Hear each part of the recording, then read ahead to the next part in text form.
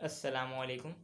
Definition in Urdu में एक बार फिर हम आपको खुशामदीद करते हैं। आज जो हम टॉपिक पढ़ने वाले हैं वो है फिजन एंड फ्यूजन के बारे में। ये होता क्या है, इनके कैसे रिएक्शंस होते हैं और इनकी क्या इनमें सेम चीज़ है, क्या इनमें डिफरेंस है। तो पहले स्टार्ट करते हैं, चलें फिजन से। फिजन बेसिकली वर्ड का मतलब क्या होता है? फिजन निकला है वर्ड टूटने से, यानी कि ब्रेकिंग ऑफ एलिमेंट्स। इसमें होता यही है, एक एलिमेंट हमारे पास होता है, ये टूट के बन जाता है एक से ज़्यादा एलिमेंट में।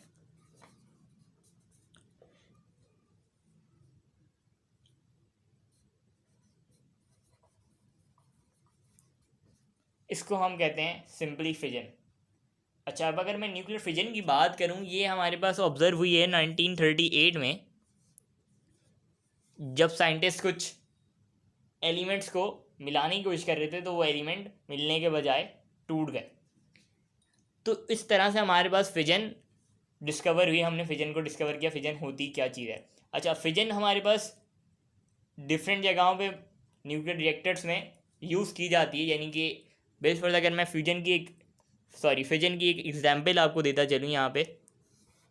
एक यूरेनियम एटम हमारे पास जिस जो होता है, इसको जैसे ही हम एक न्यूक्लियाई से बम्बार्ड करते हैं। अच्छा, इसमें एक शर्त ये भी है हमारे पास, हमें इसमें न्यूक्लियाई को बम्बार्ड करना पड़ता है, यानी न्यूक्लियर इस पर फायर करना पड़ता है, जिससे ये टूट के मज़ीद एलिमेंट्स में, यानी कि बेरियम और क्रिप्टॉन वगैरह में टूट के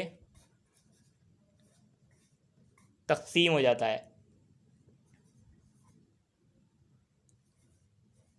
और बेरियम हमारे पास यहाँ होता है। इसके साथ साथ यहाँ पे हमारे पास ठीक ठाक अमाउंट में एनर्जी प्रोड्यूस होती है। तो ये एक फिजन एग्जाम्पल है, फिजन की एग्जाम्पल है, जिसमें एक ही एलिमेंट यानी यूरेनियम टूट के कितने एलिमेंट में तकसीम हो जाता है। अच्छा, यहाँ पे हमारे पास कितने एलिमेंट प्रोड्यूस हो रहे हैं? एक एलिमेंट बेरियम हो गया, क्रिप्टॉन हो गया, और मज़ीद 3 एलिमेंट्स ये हो गए, इसके साथ साथ एनर्जी और है।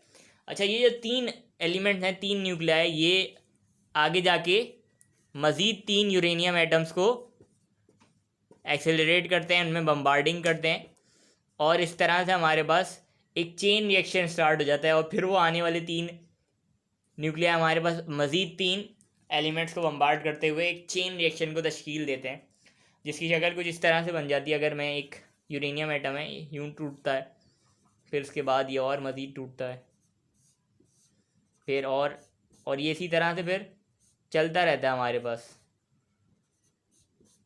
ये चेन रिएक्शन को शेप देता है।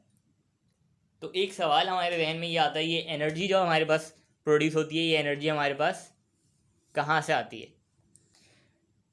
तो ये जो मास है हमारे पास, ये मास ऑफ फ्रेगमेंट्स, ये ज़्यादा होता है बनिस्बत इसके। अच्छा, ये जो मास है ये कन्वर्ट हो जाता है एनर्जी में, किसके ज़रिए? E=mc², जो कि आइंस्टाइन की एनर्जी इक्वेशन है, उसके ज़रिए कन्वर्ट होकर एनर्जी हमें प्रोड्यूस हो जाती है यहाँ पे। चलें, तो अब बात करते हैं हम फ्यूजन के बारे में। फ्यूजन क्या होती है और उसके रिएक्शन कैसे होते हैं। तो जैसा कि फ्यूजन का नाम है, फ्यूजन नाम निकला है वर्ड फ्यूज़ होने से, यानी 2 एलिमेंट्स मिक्स होके एक न्यू एलिमेंट बना रहे होते हैं। अब इसमें मैं एक कॉमन एग्जांपल दूं आपको, ड्यूट्रियम और ट्रिटियम, यानी कि हाइड्रोजन के जो आइसोटोप्स हैं,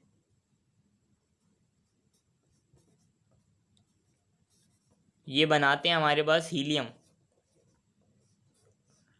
ये एक एग्जांपल है कॉमन फ्यूजन की, जिसमें हमारे पास एक न्यूक्लियाई भी प्रोड्यूस हो रहा होता है, के साथ साथ वेरी लार्ज अमाउंट में। मैं इसको ब्लैक कलर से मेंशन कर देता हूँ,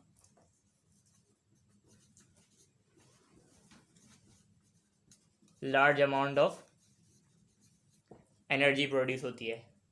अच्छा, तो ये जो हमारे पास फ्यूजन रिएक्शन होता है, इसकी कुछ रिक्वायरमेंट्स होती हैं इसमें। सबसे पहले तो हमें वेरी हाई टेम्परेचर चाहिए होता है। अच्छा, ये हाई टेम्परेचर हमें क्यों चाहिए होता है?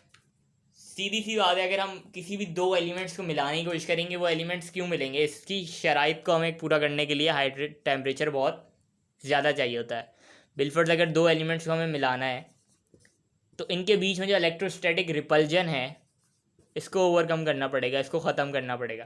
तो इसको ख़त्म करने के लिए हम इनकी काइनेटिक एनर्जी यानी कि इनका जो टेम्परेचर है वो हम बढ़ा देते हैं, जिससे इनकी कोलिजन के चांसेस बढ़ जाते हैं और इस तरह से फिर ये एक अलग एलिमेंट यानी कि हीलियम को तश्कील देते हैं।